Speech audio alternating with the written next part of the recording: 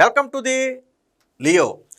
కర్మ అనేది ఎంత బలమైనది అంటే మనం దాని నుంచి ఎన్నిసార్లు తప్పించుకోవాలని ప్రయత్నం చేసినా తప్పించుకోలేం.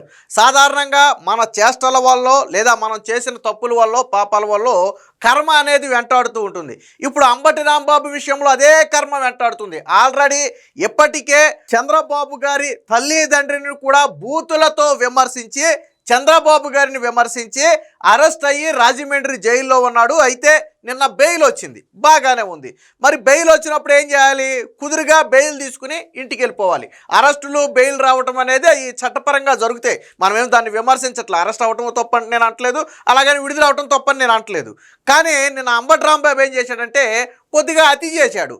సార్ కర్మ అని ఎందుకన్నానండి నేను ఇందాక ఆ కర్మ వదిలిపెడతాను ఎందుకన్నా అంటే ఈ అతి వల్లే. వాస్తవానికి బెయిల్ వచ్చినప్పుడు నువ్వు అన్నీ మూసుకుని ఇంటికి వెళ్ళిపోయి ఉంటే ఎవరికి ఏ ఇబ్బంది ఉండేది కాదు. నిన్న అంబటి రాంబాబు కొన్ని చేష్టలు చేశారు. పుష్ప సినిమాలో లాగా తగ్గేదేలే అని చెప్పి పోలీసు వాహనంలో ఉండి కొంచెం సైకిల్ చేసి రెచ్చగొట్టాడు. ఎవరిని రెచ్చగొట్టాడు? చూసేవాళ్ళని రెచ్చగొట్టాడు. సో మరి ఇది చూసేవాళ్ళకి మండదా? ఇప్పుడు ఈయన స్వతంత్ర పోరాటం చేసి జైలుకి తిరిగి వస్తున్నాడా? కాదు కదా.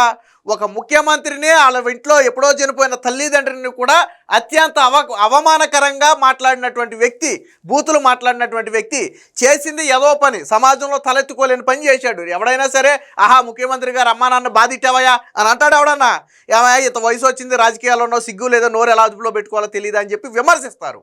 మరి అలాంటిది అంబటి రాంబాబు చేసిందే ఏదో పని కదా. మరి కాముగా విడుదలైనప్పుడు వెళ్ళిపోకుండా నిన్న పుష్ప సినిమాలో లాగా తగ్గేదేలే అంటే పోలీసులు కూడా తగ్గేదేలే అన్నారు. తిరిగి ఏం చేశారంటే పాపం ఏ జైలు నుంచి అయితే వచ్చాడో మళ్ళీ తిరిగి అదే జైలుకి పంపారు. ఎలా పంపారు అంటే అంబటి రాంబాబు మీద 2023లో ఒక కేసు నమోదైంది. ఏం కేసు అంటే అది సంక్రాంతి సమయంలో లాటరీ, మన దగ్గర లాటరీ అనేది నిషేధం, మన దగ్గర లాటరీ అనేది లేదు.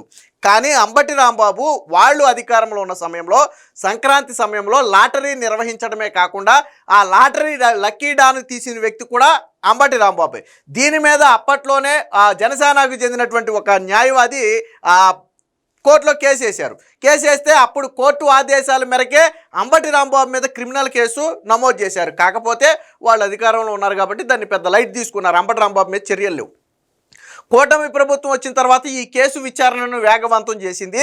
అందులో భాగంగా అంబటి రాంబాబు తప్పు చేశాడు, అంబటి రాంబాబే లాటరీ నిర్వహించి, మళ్ళీ లాటరీ నిర్వహించడం అంటే ఏదో లాటరీ తీయటం కాదు. అప్పుడు ఎవరైతే వృద్ధులకు పెన్షన్ వస్తుందో ఆ పెన్షన్లో 1000 రూపాయలు కట్ చేసి అప్పట్లో 1000 రూపాయలు 1500 చేతిలో పెట్టారంట. ఎందుకని? ఒక్కొక్క టికెట్ 200 రూపాయల చొప్పున ఒక్కొక్కరికి 5 టికెట్లు అంటగట్టారు. అప్పట్లో వాలంటీర్ల చేత బలవంతంగా అంతగట్టించారు. ఇప్పుడు లాటరీ అనేది స్వచ్ఛందంగా పోనాడికి ఇష్టం ఉంటే తీసుకుంటాడు, లేకపోతే లేదు. కానీ అంబటి రాంబాబు బలవంతంగా బెదిరించో భయపెట్టో చివరికి వాళ్ళ పింఛన్ డబ్బులు ఇచ్చే డబ్బులను ఆపేసి మరి వాళ్ళ చేత బలవంతంగా లాటరీ టికెట్లు కొనిపించారు. సో ఇది ఖచ్చితంగా తప్పే. దీనికి సంబంధించినటువంటి ఆధారాలన్నీ కూడా నేను కోర్టుకు సమర్పించడంతో కోర్టు ఏం చేసిందంటే అంబటి రాంబాబు నువ్వు బయట ఉండడం కంటే జైల్లో ఉండటమే సేపు. సగం నువ్వు ఏ జైలు నుంచి, రాజమండ్రి జైలు నుంచి అయితే బయటకు వచ్చావో అదే రాజమండ్రి జైలుకి వెళ్ళిపోయ్యా అని చెప్పి 14 రోజులు రిమాండ్ విధించింది. కర్మ చూశారా? అప్పట్లో చంద్రబాబు గారిని ఏ జైల్లో అయితే పెట్టి వీళ్ళు రోజు సునకానందం పొందారో, రోజు చంద్రబాబు నాయుడు రాజమండ్రి జైల్లో ఉన్నారని చెప్పి ఖైదీ నెంబర్ అనేసి ఆనందపడ్డారు. ఇప్పుడు అదే రాజమండ్రి జైలుకి రెండోసారి మళ్ళీ అంబటి 14 రోజులు రిమాండ్కి వెళ్ళాడు. కర్మ అనేది చూసారా? నిన్ను వదిలిపెట్టినప్పుడు నువ్వు అన్నీ మూసుకుని వెళ్ళిపోకుండా నేను తగ్గేదేలే, నేను దిగేదేలే, నన్ను ఎవడు ఏం చేయలేడు అంటే ఫలితాలు ఎలాగే ఉంటాయి. సో నేను అంబటి రాంబాబు చేసినటువంటి ఆ సైగ ఏంటి, అలాగే దానికి సంబంధించిన వార్త కూడా ఒకటి వచ్చింది, ఒకసారి చూద్దాం. సో ఇది అంబటి రాంబాబుని ఆల్రెడీ కోర్టుకు తీసుకెళ్ళడం కోసం అనుకుంటా పోలీసు వాహనంలో కూర్చోబెట్టారు. సో అప్పుడు అంబటి రాంబాబు చేష్టలు చూడండి. నమస్తే పెట్టాడు, థమ్సప్ ఒకటి పెట్టాడు, అది తర్వాత తగ్గేదేలే అంట. సో చూశారు కదా, తగ్గేదేలే. ఎప్పుడైతే ఈ అంబటి రాంబాబు ఈ సైకిల్ చేశాడో ఇదే కొంచెం ఆగ్రహాన్ని తెప్పించింది. ఒకసారి చూడండి మళ్ళీ.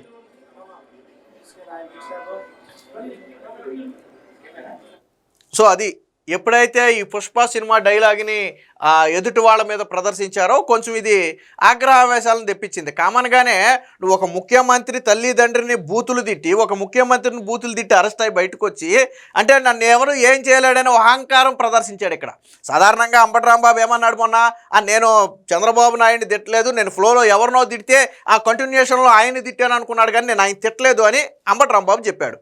కదా. మరి ఇప్పుడు అంబటి రాంబాబు ఈ సైకిల్కి అర్థం ఏంటి అంటే నన్ను ఎవడు ఏం చేయలేడు, 4 రోజులు జైల్లో పెట్టినంత మాత్రం నా బుద్ధి మారదు అనే ఒక అహంకారమే కదా. సో అహంకారం అనగటానికే మళ్ళీ 14 రోజులు జైల్లో వేశారు. సరే నువ్వు మళ్ళీ బయటకు వస్తే రావచ్చు, కాదని నేను అనట్లేదు. కాకపోతే అహంకారం ఎందుకు? మనం చేసింది ఏదో పని. అంబటి రాంబాబు చేసిన పని ఏమైనా చెప్పుకోదగిన పని? రేపొద్దున ఎవడైనా సరే చంద్రబాబు నాయుడు బాగా తిట్టామని ఎంకరేజ్ చేస్తాడా?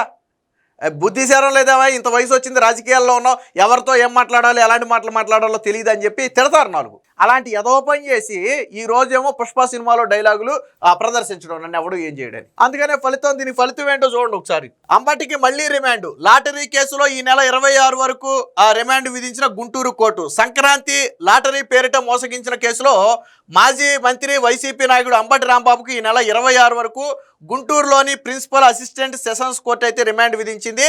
దీంతో ఆయనను తిరిగి రాజమండ్రి సెంట్రల్ జైలుకు తరలించారు. ముఖ్యమంత్రిపై బూతులు మాట్లాడిన కేసులలో, పోలీసులపై దురుసుగా ప్రవర్తించిన కేసులో ఆయన ఇప్పటికే జైల్లో ఉన్నారు. అయితే 2023 జనవరిలో అప్పటి వైసీపీ ప్రభుత్వ హయాంలో సత్తెనపల్లిలో సంక్రాంతి సంబరాల్లో భాగంగా చట్టవిరుద్ధంగా నిషేధిత లాటరీ నిర్వహించారంటూ అంబటి రాంబాబుపై జనసేన జిల్లా అధ్యక్షుడు అలాగే న్యాయవాది అయినటువంటి గాదే వెంకటేశ్వరరావు అయితే ఫిర్యాదు చేశారు. ఈ కేసులో సత్తెనపల్లి టౌన్ పోలీసులు పీటీ వారెంట్ పై గురువారం అంబటిని రాజమండ్రి జైలు నుంచి గుంటూరు కోర్టుకు తీసుకువచ్చారు. ఈ సందర్భంగా జడ్జి ఎదుట ఇరుపక్షాలు వాదనలు వినిపించాయి. అదృష్టం ఏంటంటే పాపం మళ్ళీ అంబటి రాంబాబు తరపున వాదించే అవకాశం ఎవరికి వచ్చిందంటే పొన్నవోలుగే వచ్చింది. మొన్న ఏదైతే పొన్నవోలు వాదిస్తే సగ్గా రిమాండ్కి వెళ్ళాడో ఇప్పుడు కూడా పాపం అంబటి రాంబాబు గురించి అదే పొన్నవోలు కష్టపడటంతో మళ్ళీ రిమాండ్కి పంపారు. దీన్ని బట్టి ఇప్పుడు సోషల్ మీడియాలో ఒక ట్రోల్ కూడా నడుస్తుంది.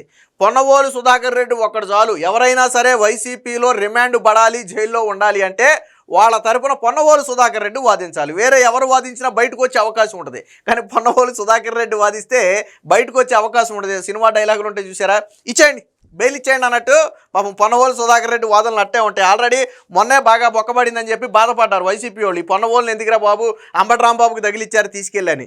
మళ్ళీ పాపం నిన్న కూడా మళ్ళీ అదే పొన్నవోలు తీసుకెళ్ళి ఆ వాదనలు వినిపిస్తే ఆయన వాదనలన్నీ విన్న తర్వాత జడ్జి నువ్వు 14 రోజులు రిమాండ్కి వెళ్ళిపో బాబు అని చెప్పి అంబటి రాంబాబుని రిమాండ్కి వేసేసింది.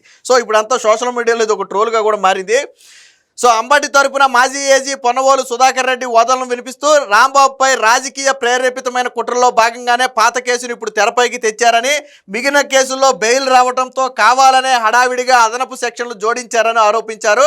అందువల్ల పీటీ వారెంట్ను డిస్మిస్ చేయాలని వాదించారు. అయితే ప్రాసిక్యూషన్ తరపున జయలక్ష్మి, జగదీష్లు అయితే ఆ వాదనలు వినిపించారు.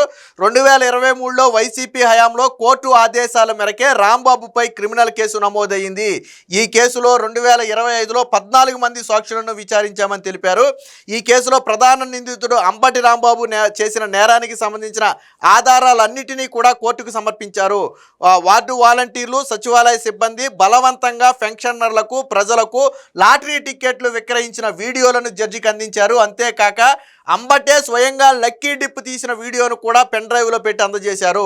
సో వాటిని పరిశీలించినటువంటి జడ్జి ఏం చేశారంటే ఈ నెల 26 వరకు కూడా ఆ రిమాండ్ అయితే విధించడం జరిగింది. కాగా అంబటి రాంబాబుని ఒక 5 రోజులు మా కస్టడీకి ఇవ్వాలి. సో దీని వెనక ఏదైనా కుట్రకోణం ఉందా అనేది వెలికి తీయాలనేది ఆ పోలీసుల వాదన. సో 5 రోజులు కస్టడీకి ఇవ్వాలని వాళ్ళు కోర్టులో పిటిషన్ కూడా వేయడం జరిగింది. వాస్తవానికి ఏంటంటే అంబటి రాంబాబు అప్పట్లో 5 కోట్ల రూపాయల స్కామ్కి పాల్పడ్డాడు అనేది ప్రధానమైన వాదన. బలవంతంగా వేలాది మందికి ఈ లాటరీ టికెట్లను అంటగట్టి దాదాపుగా 5 కోట్ల రూపాయల వరకు అంబటి రాంబాబు సొమ్ము చేసుకున్నాడు. సో ఇందులో భారీ ఆర్థిక నేరం అనేది ఉంది అనేది ఎవరైతే ఈ కేసు నమోదు చేశారో ఆ వ్యక్తి గాది వెంకటేశ్వరరావు చెబుతున్నటువంటి మాట. సో దానికి సంబంధించి కూడా వాదనలు వినిపించారు. లాటరీలో భాగంగా అంబటి రాంబాబు 5 కోట్ల వరకు లాభపడ్డారని పిటిషనర్ గాది వెంకటేశ్వరరావు తన ఫిర్యాదులో పేర్కొన్నారు.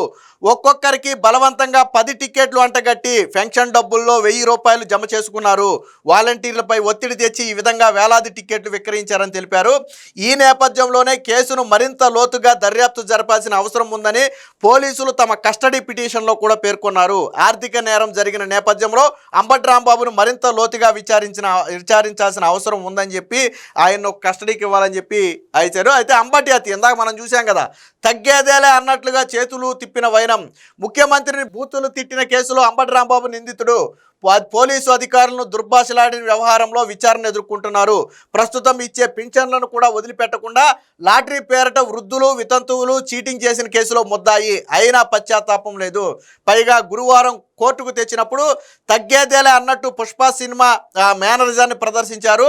7-10 వయసులో ఉన్న ఆయన కోర్టు ఆవరణంలో అతి విన్యాసాలు చేశారు. రాజమండ్రి సెంట్రల్ జైలు నుంచి గురువారం మధ్యాహ్నం అంబటి రాంబాబును గుంటూరు కోర్టుకు తీసుకొచ్చారు. కోర్టులో ప్రొసీడింగ్స్ పూర్తి కావడంతో కొంత సమయం ఉండటంతో రాంబాబును పోలీసు వాహనంలోనే ఉంచారు.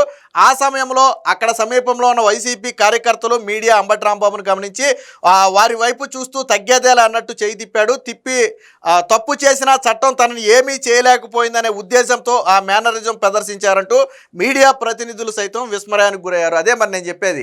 సాధారణంగా పోలీసులు నన్ను అరెస్ట్ చేసి వదిలేశారనుకోండి, నేను గుడిచప్పుడు కాకుండా ఎవరికంటా పడకుండా కాముకి వెళ్ళిపోతా. ఎందుకనంటే సరే మనం చేసింది ఏదో పని, 10 మందిలో తలెత్తుకోలేని పని అనే బాధతో అయినా వెళ్ళిపోతాం.